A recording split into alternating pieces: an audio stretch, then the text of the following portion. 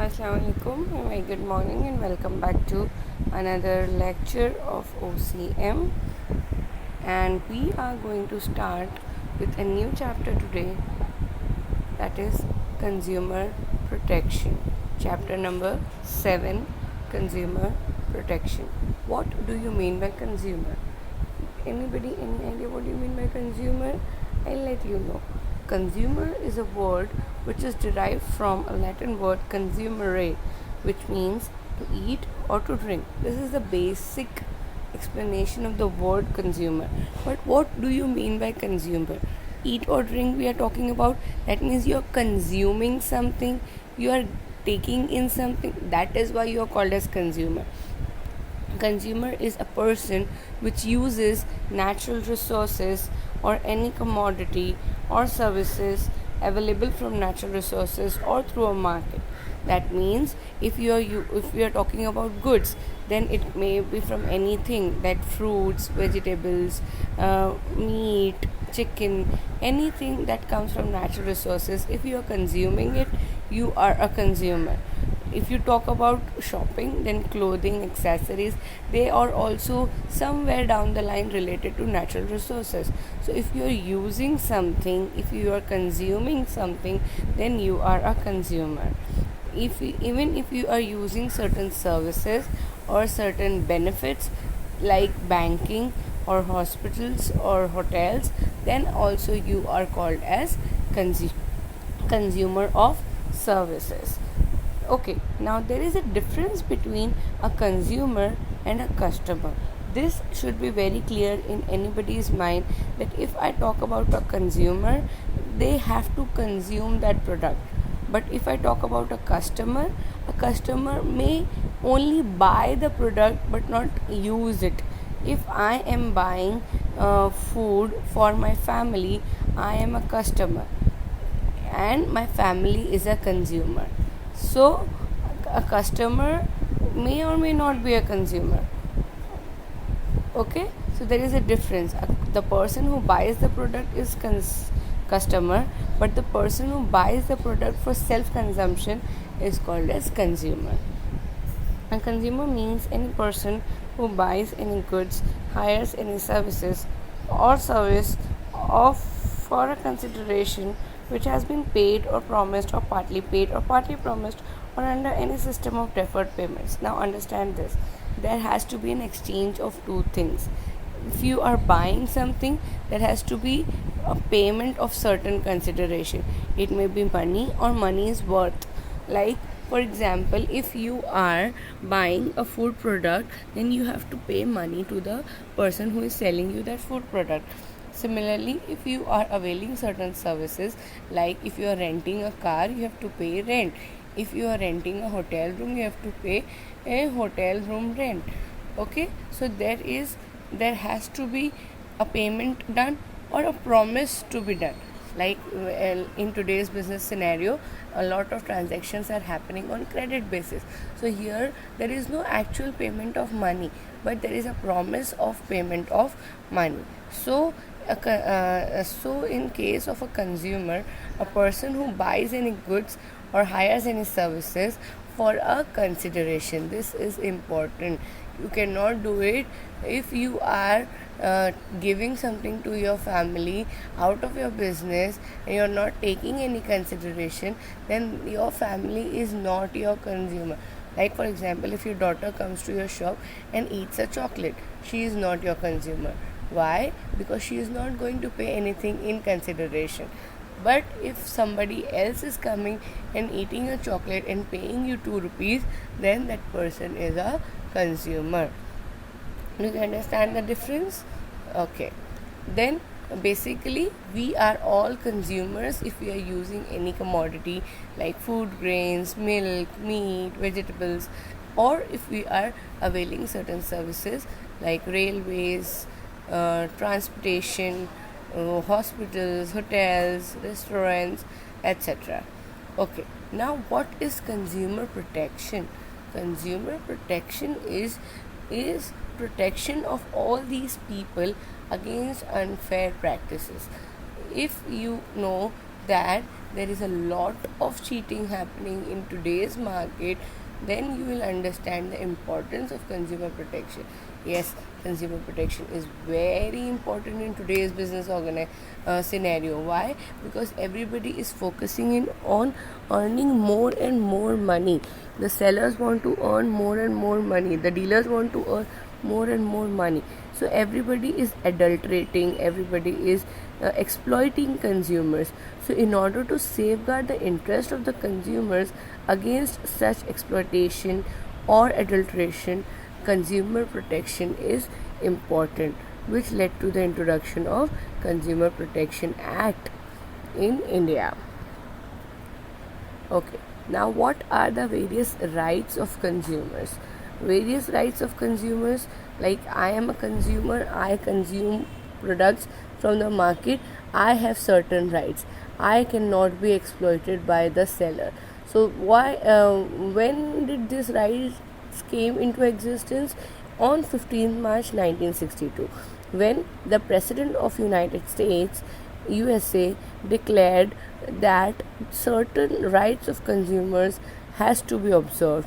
World Consumer Rights Day has been practiced on 15th March every year. Rights of consumers are important part of our day-to-day life. Consumer rights protect consumers from being cheated by salesmen, manufacturers, and shopkeepers. Generally, if we talk about consumers, we know that consumers' interest is very important, because if consumers are exploited, they will feel cheated and they will not buy your product. So in order to safeguard their rights, in order to make surety, in order to get their loyalty, consumers' rights should be protected. And Consumer Protection Act aims at protecting the rights of the interest of consumers. Okay, in modern competitive market, consumer is regarded as the king of market. Like whenever you may visit to shops, you will always see a board which says consumer is a king and king never bargains, right? These shopkeepers, they are using this king of market slogan for their benefit, that you should not bargain, you're a king. But basically consumer is a king. That means he is the ruler of the market. That means the entire market revolves around consumer. If there are n number of sellers and there is no consumer, there won't be any sale. So consumer is the most integral part of the competitor market. If there is a consumer, there is a sale and there is a buying and selling process. So if you are considering them as king, it is your duty to not exploit them, not cheat them, or safeguard them against malware practices.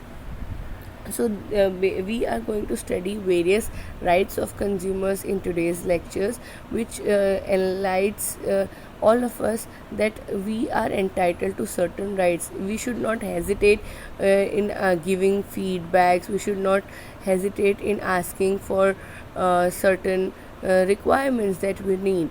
We should always keep in mind that we have these rights which has been entitled to us, and we can use them for our betterment. Okay, so what are the various rights of consumers? There are 9 to 10 rights which we are going to study in today's lecture. Right to safety, right to information, right to choose, right to be heard, right to consumer education, right to represent, right to redress, right to healthy environment, right to protect from unfair business practices, right against spurious goods. So in total there are 10 rights which has been prescribed by the Consumer Protection Act for the safety and safeguarding the interest of the consumer. Okay, the very first right is right to safety. Safety, by the name itself, we are understanding that a consumer, if I am a consumer, I have a right to get a safe product. Okay, this right protects consumer against products, production processes, and services which are hazardous to health or life. The Government of India has given safety standards in the form of AgMark, ISI, BIS, Hallmark, etc. Now understand this. Right to safety. A consumer has the right to use safe products. That is why, if you notice that nowadays whenever you get a product, there are safety instructions on the packaging of that product. Like if you are having a electronic product, it will be written, keep out of reach of children, hazardous for children below 3 years. Okay, then there are toys which are made out of plastic, so it is written that it should not be used for kids which are below 3 years old, because it will be hazardous to their health if they consume it.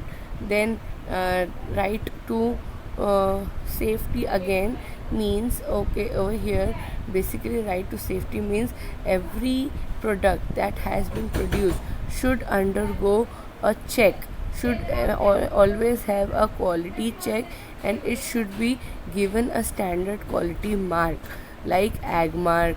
Then ISI is on a lot of products in these days. ISI mark is very important. If a product is ISI certified, then you can be sure about the quality of that product. Then hallmark, whenever you go to buy a gold, then you are not sure if the gold is of good quality or not, like it is 18 karat or 21 karat or something like that. But if you are buying a gold which is hallmark certified, then you are very sure that you will be getting everything, you will be getting the entire rate as you are buying it. There won't be any fluctuation in the gold rate when you are going to sell it. So this is a surety, this is a safety against the quality of product and the cheating of the product. Okay, then the second right is right to information. According to this right, consumers should be provided with adequate information about all aspects of goods and services. All information, like how to install, how to uninstall, how to handle it, how to save it, how to use it. Every information should be included in the product. Like for example, if you are buying any product, you should always look over the packaging of the product. There will be a lot of information about how to handle the packaging, this side up, fragile, do not touch, or something like that. Informations are given. Then again, inside that packaging you will find a book, a manual that will give you again all the information about how to use that product. Then if you are buying any food products or anything of consumption, then everything related to the ingredients, then proteins, fats, cholesterol, percentage of all these things will be mentioned on the packaging. Why do the companies need to do this? Why do chips manufacturer have to say that this product is containing this percent of potatoes, this percent of oil, this percent of fat? No.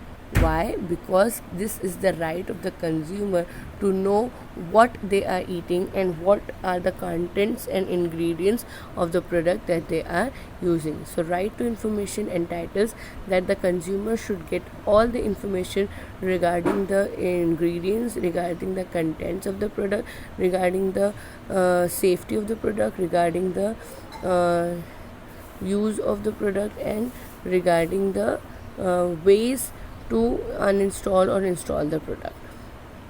Every information should be mentioned. Then there comes right to choose. Okay, according to this right, seller's monopoly is not a thing. According to this right, according to right to choose, the seller should not have any monopoly, and the seller should not force consumers in buying only one line of product. Like they should not say that I have only this product and you have to buy this product only.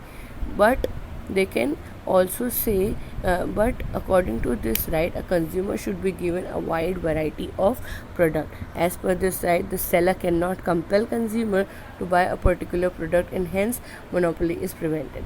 Like there should be competition in the market. Monopolistic competition should be avoided. Perfect competition must exist, and there should be more than one seller for one product, having more than one product in one variety, so that the consumers get the opportunity to choose out of colors, out of shapes, out of size, and out of their choice. Right to be heard. Every business organization should listen and solve the complaints of consumers. According to this right, consumers have opportunity to voice their complaint to the consumer forum. Now understand this. Why, if you ever turn the product, like for example, if you're having noodles, if you're having potato chips, if you're having any snacks, always turn the product and see there will be written for feedbacks, an email ID will be given, or a contact number will be given. So this is because a consumer have the right to be heard. It should not be like that the manufacturers are manufacturing product and selling it to consumer, and they are not listening to the consumers, what the consumers demand, what are the complaints of the consumer, what are the changes that the consumer want to make in the product, or what are the things that the consumers do not like in your product. All these things will come to notice only if they have a feedback forum, if they have a feedback ID. So you can write up to their manufacturers via email, via post, or you can call up them and give your feedbacks and complaints. So this is right to be heard. Every business organization should hear to the complaints and feedbacks and acknowledgements of the consumers, and then make necessary changes in the products as per the requirement of the consumers. Why? Because consumers are the kings of the market, and whatever they want, whatever they demand, whatever they desire should be altered and changed, so that they have maximum satisfaction. Okay. Right to consumer education. Now we as a consumer, we have no idea that we have all these rights. We have these 10 rights of consumer protection. We are not aware about it.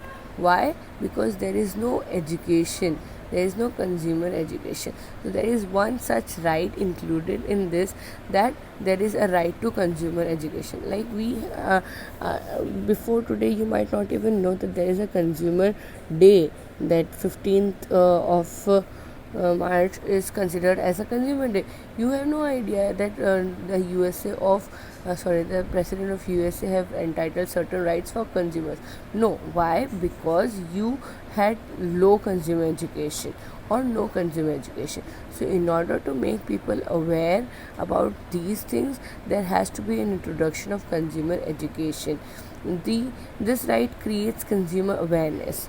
An aware consumer can make rational choice of goods and services and protect his rights and interests from the exploitation of unscrupulous businessmen. Now, if consumers are not aware about what are the rights of consumers, they will be exploited, and they will not even raise their voice. They will not be able to make rational choice. They will get under pressure and buy whatever is made available to them. Like there is one such right which we studied today, that right to choose. If I had no idea that I have a right to choose, I'll buy whatever the product my seller is giving me. I'll be like, okay, he's saying this, that I have only one product, so I'll have to buy only one product.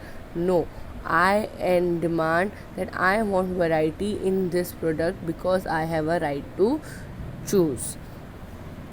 Okay, this was possible because I had consumer education. I had gone through the various rights of consumers. So in order to make consumer aware, the government of India and the NGOs play a very vital role, and they have came up with great campaigns such as Jago Grahak Jago, etc. Then right to represent. The next right is right to represent. Now, even after getting consumer education, a lot of people are hesitant to come forward, or they do not have proper facilities, or they have lack of capabilities to complain or to file a case or to lead their case. So right to represent is an act that provides an opportunity to individuals and consumer groups to represent consumers' interest before consumer forum. So if there are people from rural areas or people who are hesitant to come forward, they will go to these people who will represent them as a group and put their complaints to the consumer forum and then get their compensation sorted. Okay, right to redress, like I just said, they will put their complaint forward and get their compensation sorted. Only putting up complaints, only giving up feedbacks, only making remarks is not sufficient. A consumer should get redressal. That is why there are 3 redressal forums in India which protects the rights of consumer. That is District Forum, State Commission and National Commission. Okay, so only filing of complaints is not enough in order to give justice to consumers. So this right implies fair settlement of claims. This right enables the consumer to demand repair or replacement or compensation for defective products for poor services. Yes, this is important. What is important? Right to redressal. Only giving complaints on the part of consumers and receiving complaints on the part of seller is not enough. The sellers should redress the complaint. The seller should redress the grievances of the consumers. They should always compensate. They should either compensate in the form of giving them monetary benefits or replacing their product or repairing their product or doing something in order to save or in order to reduce the loss of the consumer. So in this right to redressal, the consumers demand repair, replacement or compensation for defective products or adulterated products and for poor services. Like for example, if you have a poor services in an airline, so that airline may give you a free ticket for the next flight. Okay, then if you have used a defective product, the company may give you a replacement of that product. That is right to redressal. When you complain about certain products, you get redressal, you get your grievances solved, and that is important. Right to healthy environment. This is very simple and very basic. Every individual has the right to live in a healthy environment and clean environment. So the organizations which are making a lot of pollution, a lot of soil, air, water, soil, noise pollution, should always try to minimize their activities, their such activities. According to this right, the consumers can demand actions against the pollution causing business organization. Yes, if you have a factory in your locality which is making water polluted and this is affecting the drinking water and using water facilities at your home, you have the right to make a complaint against that organization or business and get it shut down as per your complaint, get it redressed as per your complaint, because this is also your right, that you have the right to live in a clean and healthy environment. And if any business organization is exploiting it, if any business organization is spoiling your environment, is hazarding your life, then you have the right to complain against them and get their business shut down.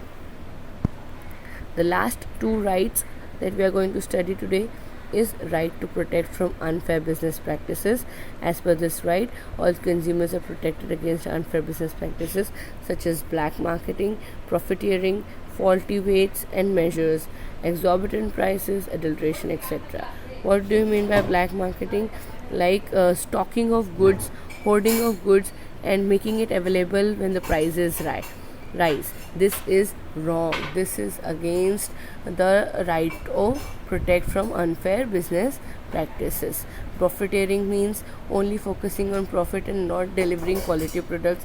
Then faulty weights, giving you less weights, claiming the product packaging may claim 500 grams wheat, but the wheat may have only but the product actually weigh only 400 grams, or they may have adulteration such as stones in pulses and water in milk. All these things are unfair business practices, and a consumer has the right to be protected from these unfair business practices. And the last right is right against spurious goods. The consumer have the right to be safeguarded against the selling of hazardous goods which are hazardous to health, or spurious goods and which may pose danger to the life of itself. Like for example cigarettes, the marketing of cigarette is prohibited. You may not find any advertisement of cigarettes, and also the packaging of cigarette have proper instructions about its hazards, because every individual have the right to be saved against the marketing of spurious goods. Thank you. So these were the 10 rights that we have studied in today's lecture: right to safety, right to healthy environment, right against spurious goods, right against unfair business practices, and all such things. So by this we understand that consumers are the kings of the market, and they have very varied varieties of rights to be protected against malpractices of the sellers, to be protected against unfair practices, to be they have the right to redress, they have the right to complain, and they have the right to be heard. So this was about the rights of consumers. Thank you.